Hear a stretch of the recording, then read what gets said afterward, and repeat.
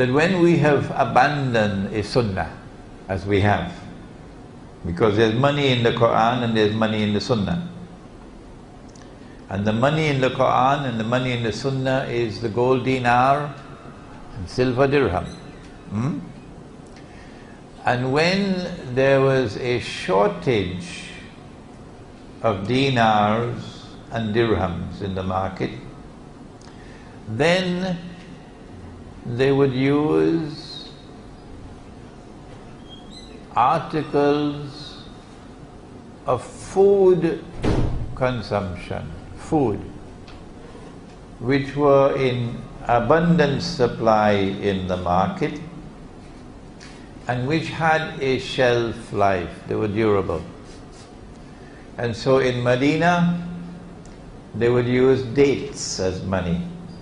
Dates. There's a famous hadith, you must have heard about it, where Bilal radiallahu ta'ala anhu came to the Prophet alayhi salatu wasalam and offered him some dates. And the Prophet alayhi salatu wasalam looked at the dates and he says, Bilal, these are very fine quality dates. Where did you get them? And Bilal radiallahu ta'ala anhu said, O Messenger of Allah, I had 2 kilograms. Would you allow me to use the word kilograms? I had 2 kilograms, the Arabic is sa'a. I had 2 kilograms of inferior quality dates, and I exchanged them for this 1 kilogram of superior quality dates. If the inferior quality dates were worth 10 ringgits per kilo, the superior quality was worth 20 ringgits per kilo. So the exchange was a fair exchange, huh?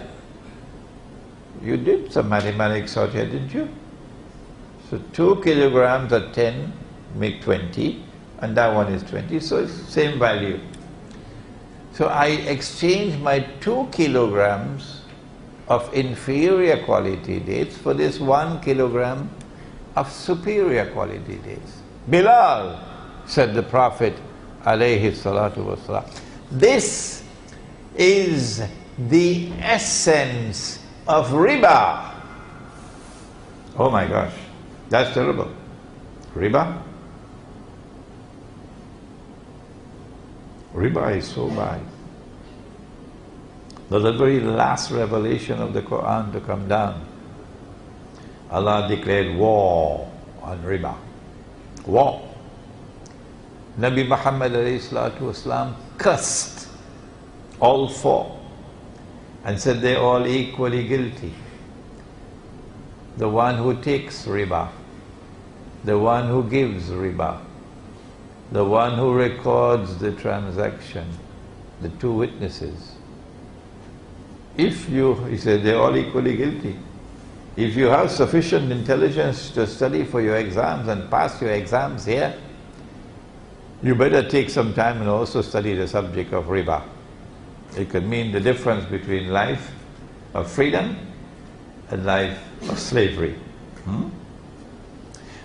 Bilal, this is the essence of riba. What you should have done was to sell the 2 kilograms of inferior quality dates, take that money and buy the 1 kilogram of superior quality dates.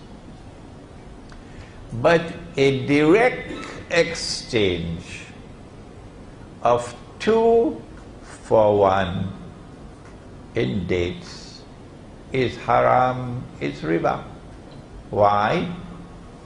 There's only one answer, only one. It is because dates were used as money. Animals were not used as money. So you could exchange 4 camels for 1, no problem. Why? Because animals were not used as money. But because dates were used as money, if we allow this transaction 1 for 2, then the money lender could come along and lend you one and get two in return.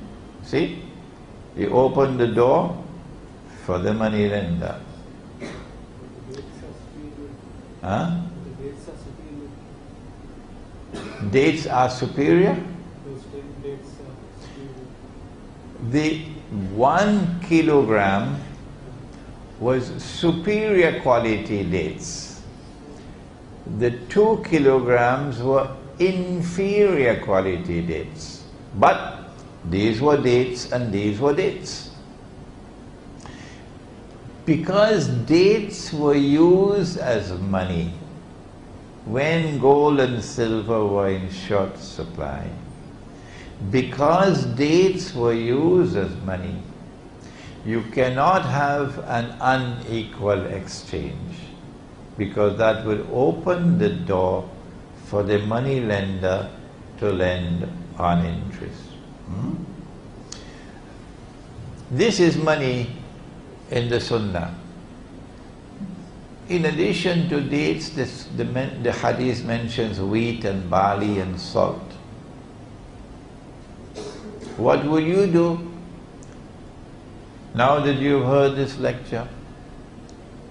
Now that you agree with me that this paper money is bogus and fraudulent and haram, now that you want to return to the Sunnah that you've abandoned, you and I, and you are in Indonesia, in the island of Java, what would the Muslim youth do if he wants to recover the Sunnah and gold and silver are in short supply? The answer is that you would use rice. Rice. Rice. Nasi. Sudan? Somalia. MashaAllah. I love Somalia. I was once a student in Switzerland, and I had to study French in the summer. Student of the Graduate Institute of International Studies in Geneva. So they sent us to Fribourg for the summer to learn French. And we stayed in a hostel, Christian hostel. And every day we had to go for classes in French. There are lots of Muslim students from different parts of the world, Egypt, Tunisia, Turkey, and so on. And there were 2 Somalis and myself, 3, who would ask, what meat is this? What is this? What is that? And try to avoid haram. Only those 2 Somalis and myself. All the rest of the Muslim students ate whatever was there and drank whatever was there. I love Somalia. I love Somalia. If we want to recover the Sunnah, and we in Indonesia, and we have a shortage of gold and silver coins, we'll use rice as money.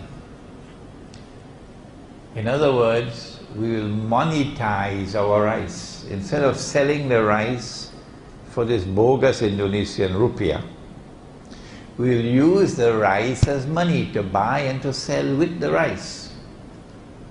The International Monetary Fund is going to be mad with us. The World Bank will be very angry with us. The Zionists will not be able to digest their food if we do this. Why? Because we're slipping out of their grasp by monetizing our rice and using rice as money. And if you're in Cuba, you know my neighbor, I'm from Trinidad. Cuba is just around the corner.